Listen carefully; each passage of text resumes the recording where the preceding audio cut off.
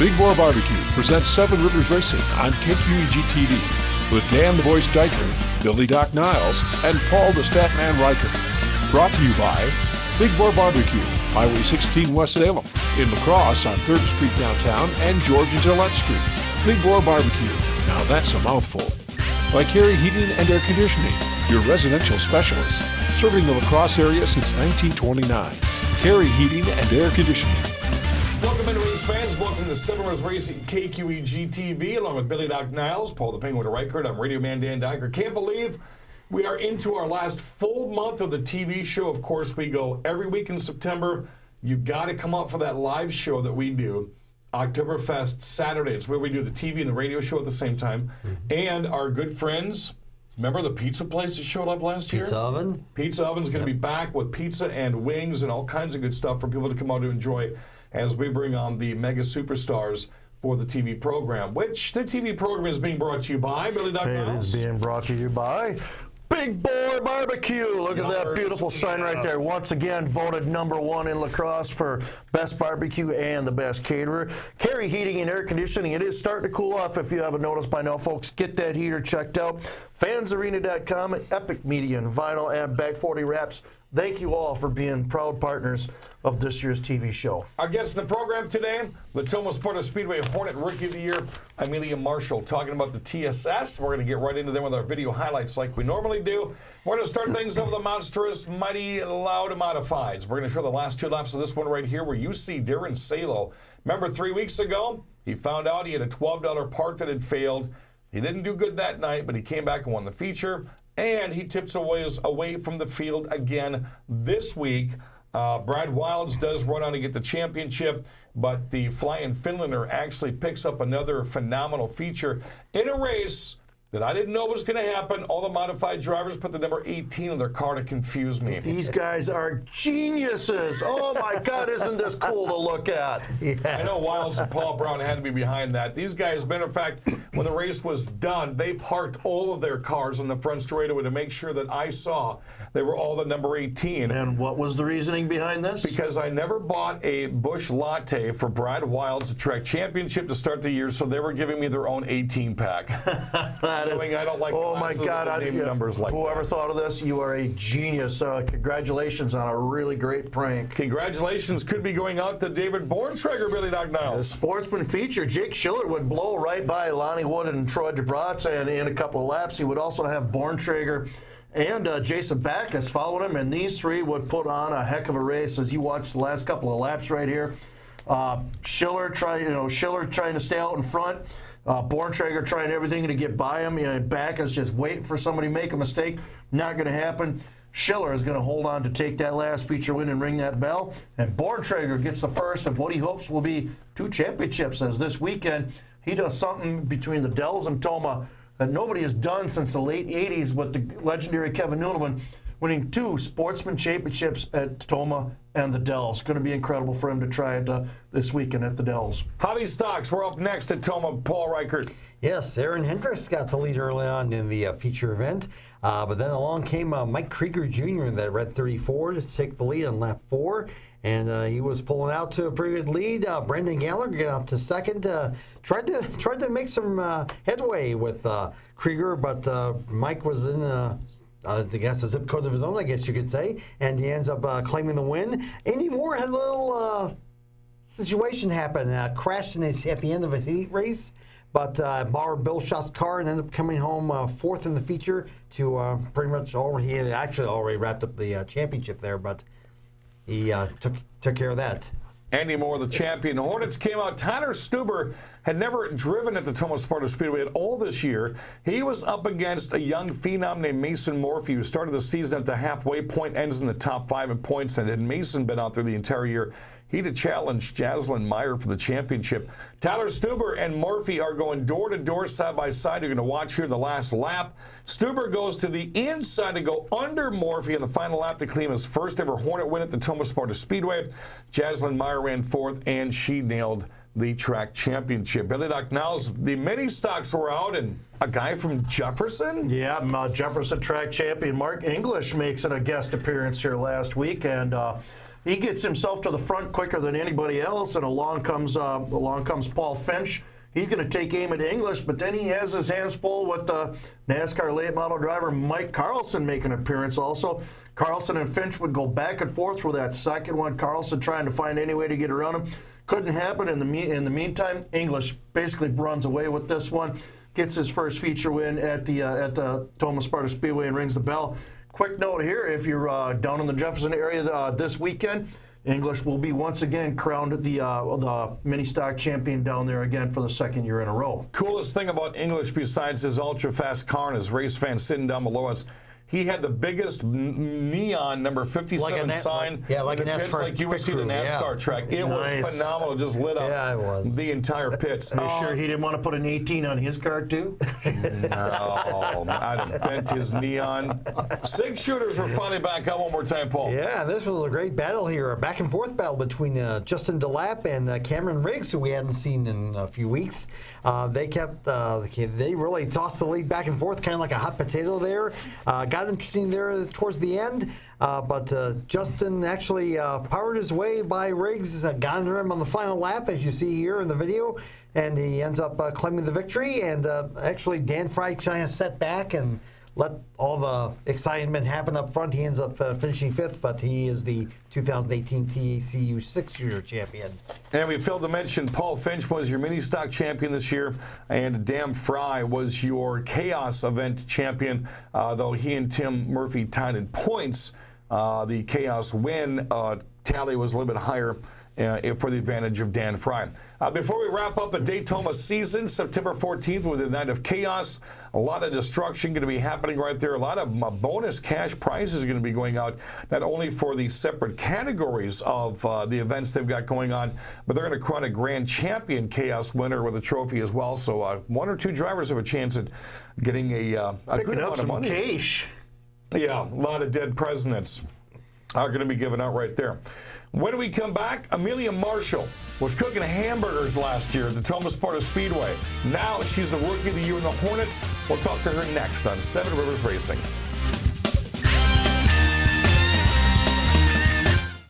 Want to keep your employees happy? Buy them all lunch. Hi, Jerry here at Big Boar Barbecue. We cater lunches all the time for businesses big and small, 10 to 500. We can handle it. Give us a call and we'll help you figure out a great menu. Let's face it, good people are hard to find, so we can help you keep the ones you got. My grandpa used to say, you want to keep someone happy? Feed them barbecue. Big Boar Barbecue, Highway 16 West Salem. Just come on down for the best food in town at Big Boar Barbecue. And online at BigBoarBBQ.com. American Standard Heating and Air Conditioning is built to a higher standard, so you can focus on the problems in your life that actually matter. Hey, Dave. Like giving Jeff his ladder back before he takes it back. Or where to put the food when you both get the groceries. Or the doggy door that just became a raccoony door. Whatever you're worrying about, it won't be this. American Standard Heating and Air Conditioning, built to a higher standard. Carey Heating and Air Conditioning, your 2018 American Standard Building a Higher Standard Award winner. Call Carey today for your free estimate. Welcome back, race fans. 7 Rivers Racing, KQEG TV, along with Billy Doc Niles, Paul the Penguin Reichert. We're actually adding some beauty to the set for the first time this year. That's about time. Amelia Marshall is going to join us in the program. She not only took 4th in points at the Tomah Sparta Speedway, but she was also the Rookie of the Year this year. And we talked about her on the radio show this week, which you're going to hear on Saturday. Quite an accomplishment for a young lady that just turned 16 during a race car this year that was cooking hamburgers at this time last year. What got you into racing? I mean, you were flipping burgers and having a good time, and now you're in a race car. Yeah, so my family is a pretty big racing family, my uncle and my grandpa, so they got me into a race car. And then grandpa and uncle are, because they've been on the program before. So my grandpa is Lee Wilds, and then my uncle is Brad Wilds. And Brad Wilds was the guy behind all of the modifieds, putting number 18s on their modifieds during last week's race until he screwed me up while I was announcing. And as we heard in the last segment, the new modified drag champion. And Lee, by the way, longtime street dragger. He hasn't done it in probably 3 or 4 years. Had one of the most impressive 55 Chevys out there. This is an old guy, and he was smoking young guys, and they would get mad at him because he was smoking them in the old school car. Are you ever going to street drag in that thing, by the way? I don't know. You have to talk to him about that one. I have to see that. Little tiny hat, how this long hair's blowing out the window, and she's blowing people off the line. I would love to see that. Would love to see that. So year number 1 is under your belt. A lot of guidance, because when you come a family like that, it's just not like me and Paul are going to put you in a race car and not know what's going on. It had to be kind of nerve-wracking to start the year. Yeah. Tell us how nerve-wracking was it? It's pretty, like, I wouldn't say like scary, but it was just like really like nervous, because I was like, I don't know what I'm doing, and I don't want to get in anyone else's way, because that's what I was really afraid of, is getting in someone else's way.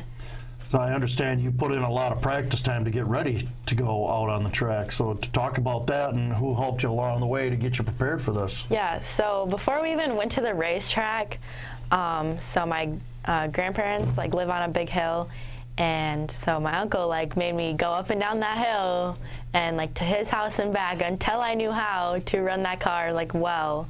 And this is a stick shift. Which Yeah, I was just going to say, are you a typical teenager these days that doesn't know how to use a stick shift? Well, I do now, so yeah.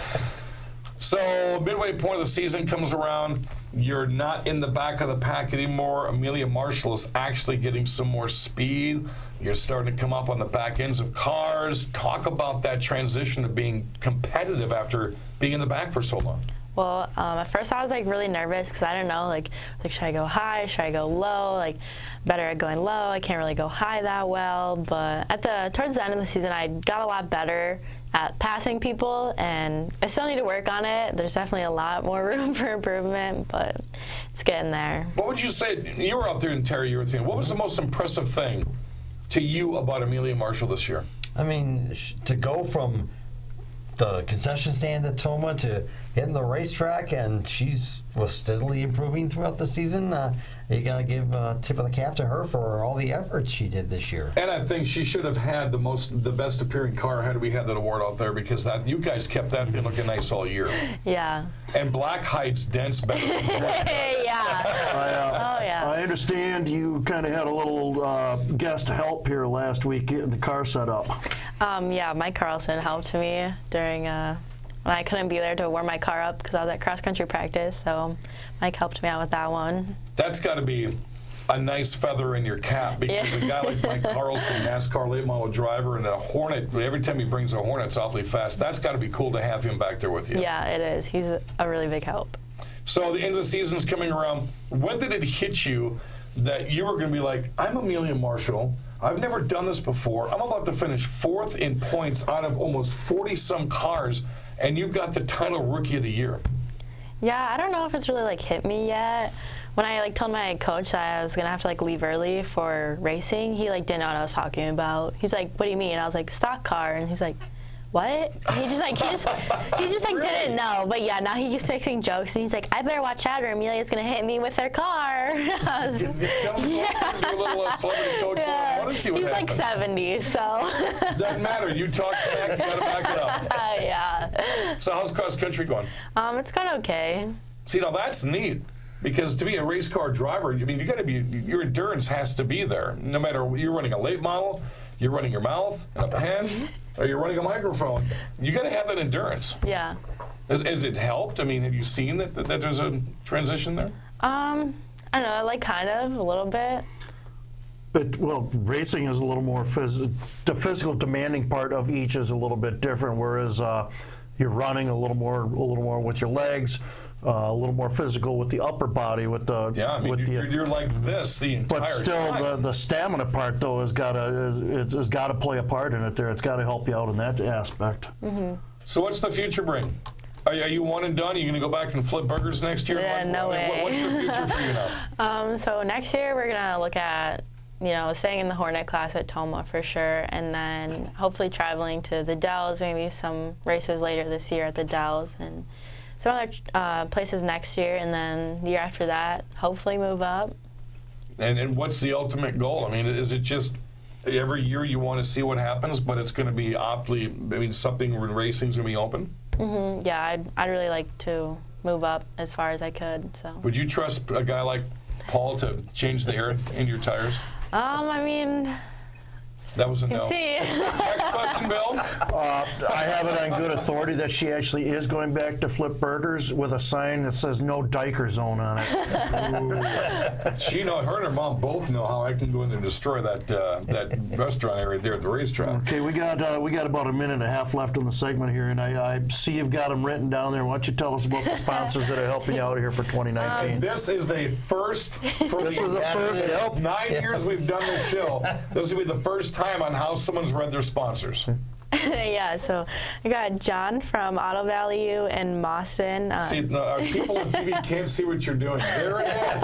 They're on the hand. Yeah. How creative is that? Diane from VIP Realty. My brothers from Marshall Brother Trucking. And then just, of course, like my Uncle Brad, because without him, like none of this would be possible. I wouldn't even have a car. My Grandpa Lee. My boyfriend Dawson, he was a really big help, even though I know he did not want to help. The DeVitos, Alec, Rick, and Larry, and Brandon Bergstrom. My cousins from Eau Claire that came up and helped. Mike Carlson for a lot of good pep talks, especially on the last night. Kenan Thurk, too. He really helped me figure out my car. And then, of course, my mom and dad. And She trusted the fearless. and for your history teacher tomorrow, those are not cheat notes for the test. That would be something that would, Amelia, what do you have in your hand right there? You're cheating a test? No, they're race car sponsors. She would call you a liar. Right. No. Comes back with these are race car sponsors, I swear. Yeah. Well, it's been fantastic to get to know you over the past couple of years. You drive better than you make hamburgers. I can hear that much. Wow. Diker didn't like some food? There's breaking news. Rookie of the Year is just simply outstanding. It's one of the things we like to pride on the TV and the radio show is getting the young people in and then watching where you go in 5 or 6 years. So kudos to you and good luck in the future. Yeah, thank you. All righty. Amelia Marshall, the Rookie of the Year at the Tomah Sparta Speedway. Their banquet is November 9th. I guarantee you that's going to set in that night when she's publicly announced the Rookie of the Year. And hopefully she gets one of them cool Hoosier purple coats. Got your name and everything on it. Did you ever get one of those, Bill? No. Yeah. I didn't either, so I can't feel bad, and I can't really razz them for this. And I know Paul never got one. I do have a couple of the hats, though. When we come up next, we're going to talk about some Crosse Speedway highlights, something she wanted to do last week, the enduro at the Crosse. Going to talk about that next on KQEG TV. You want barbecue, but she doesn't? What do? Hi, Jerry here at Big Boar Barbecue. We know not everyone wants barbecue. That's why we feature so much more, like our fried chicken, Philly steak sandwich, meatloaf, great burgers, salads, wraps, and more. So keep peace in the family, stop in and try something from our extensive menu. It's so much cheaper than a divorce. Big Boar and more, Highway 16 West Salem. Just come on down for the best food in town at Big Boar Barbecue. Yeah, it's a mouthful. American Standard Heating and Air Conditioning is built to a higher standard, so you can focus on the problems in your life that actually matter. Hey, Dave. Like giving Jeff his ladder back before he takes it back. Or where to put the food when you both get the groceries. Or the doggy door that just became a raccoony door. Whatever you're worrying about, it won't be this. American Standard Heating and Air Conditioning, built to a higher standard. Carey Heating and Air Conditioning, your 2018 American Standard Building a Higher Standard Award winner. Call Carey today for your free estimate. Welcome back, race fans. Summers Racing KQEG TV. Didn't Amelia LaMarshall brighten up the TV set in here? Yes, she Oh, she made Paul look real good, didn't she? Yeah, she did, and she smelled a whole lot better than this guy, I'll tell you what. The Crosse Speedway last weekend, one of the biggest enduros I've called out there in many, many years, and upwards of almost huge. 90 cars. 92 cars I'm reading here. It was That's phenomenal. incredible. Bonus cash prizes going out to 6 different divisions, plus the ugliest and the prettiest Hornet cars. And then they went after each other for 200 laps. We're going to show you just a couple of we'll show you the final 2 laps here. Colton Pennell, he came out to the Tomah Sparta Speedway last week and ran his first ever Hornet race out of nowhere. former go-kart driver at the Cooley Go-Kart Raceway. Then he comes out to challenge that car with 92 of the area's best. And I think there were 3 different states being represented. And in the end, we thought, or the track officials thought, it was the team of Dan Fry and Matt Moore. They ended up taking second, but they did get the highest team placement, so they got the bonus money there. And Colton Pennell may have, I didn't check to see if he was the youngest driver under 18 to win the bonus money, but as you see, he takes home the win. And you talk about survival of the fittest, that was a junkyard from lap number 2 on. I believe that, and I can't wait to see some of the highlights we got going on here. A little backstage story on Colton Pennell. His dad and uncle, both former late model drivers at La Crosse Fairgrounds Speedway. Yep. His grandpa, a former sportsman driver at La Crosse and Tomah, and a pretty good enduro driver himself. So I'm sure he got some tips from Grandpa Dale. Yeah, he really got his way through that 92 cars in 200 laps. And I'm telling you what, there was a lot. There was only one flip. Guy just ended up on his lid. One guy ended up on his side. I think there was only, 3 fires? Yeah, I remember. It was just dodging all the bullets that were left from people on the racetrack. Oh, yeah. And again, Colton Pennell gets the win. Now, it wasn't just the enduro that ran at La Crosse Speedway last weekend, folks. If you were out of town and missed it, Street Stocks at a point race. Yeah, Street Stocks had a really good race going on here. A couple of early debris cautions would bunch the field up. In the end, Skylar Posnack would try and hold off hard-charging point leader Jake Chalmers. As you watch the last couple of laps go by you here, Posnack would capture his first ever win here at the La Crosse Fairgrounds Speedway. And a side note on this one, dude ran out of power steering, so he had arms like legs by the end of this one. And I tell you what, there's a couple of things behind that. Number one, Skylar Posnack has power steering. Number 2, you don't have power steering and you've got Jake Chalmers coming behind you. That is a wheelman there, because I think he told us it was 3 laps to go. He lost his power steering, and he knew Jake was back there. I think when it comes to that little track there at La Crosse, power steering might be a little helpful in 3 and 4 because it's a nice wide sweeping one. You might not need it, but 1 and 2, man, you're going to need it. Especially that is a hard left-hand turn there. The minivans. We crowned a champion, Paul Reichert. Yes, we did. Rob Stanfield looked it out there. He took the lead 5 laps into the race despite an early yellow there. And actually, Rob has been the class of the field all year and ends up claiming yet another victory and wrapping up the season points championship as you take a look at the last 2 laps here. Back-to-back season championships for Rob Stanfield. Oh, yeah. Stanfield. He ran 3. I think he won the heats in both Street Stocks and minivans. He also ran the minivans, the Street Stocks, and Billy Doc Niles hopped into a different car for the enduro that he led the entire first half of. That dude needed a cooler full of Gatorade to get through the night. It was nuts. I really tell you, I wanted to run in this enduro so bad. It was just so much fun. I know you had plans, but man, this is one you should have seen the whole thing. Yeah, like I said, I'm looking forward to seeing some of these highlights here and seeing the. You know what? Why don't we look at some of the highlights? Because I want to see some of these right now. Jesse, show me some film of how great this race was. Cars with the same numbers, so if I do mess one up, I apologize. Look at the radiator already steaming up on the 03 of Jeff Thompson. Sportsman driver here at La Crosse. 6 cylinders will get unleashed here in just a moment. Again, we've got bonus prizes coming out tonight as well. Big log jam on the back straightaway. The Focus 20 is stuck. Here we go. Here come the next entries. Now it gets interesting. Mike Carlson's in there. Ben third, Kendon third, Thompson, Teeny Tiny Thompson. The only pickup truck with a slow go going on. Turn 2 is going to be the log jam tonight. We do have a jam van out there, the Flox Heating and Cooling jam van. Pushing around the Focus number 2 of Joe Shams. Oh, we've got a car on its side in turn number 2. We've got a car that's rolled over in turn 2. Oh, we're back at it again. Lap number 95. 95 laps to go. We're 105 in. And the race is on. We've got about 45 cars back out there again. Down, about half of them are gone now, so We still have some pulling onto the track as we get going. Lots of racing yet to go. So let's go to Dan Diker. Out, that's Chuck Lofquist and Nick Holder. The 801 Colton Flick from Fort Bragg is back out. Here comes the 5.0, that is Logan Geiser. The 38 is Tristan Drizkowski. So we're back to right around 36, 37 cars. Your leader's going to get turned around. Rob Stanfield. So let's see if any of the other top 5 can get past Stanfield now. Law, Stanfield again turned around in the corners. Way up in turn 2, Stanfield already off the pace.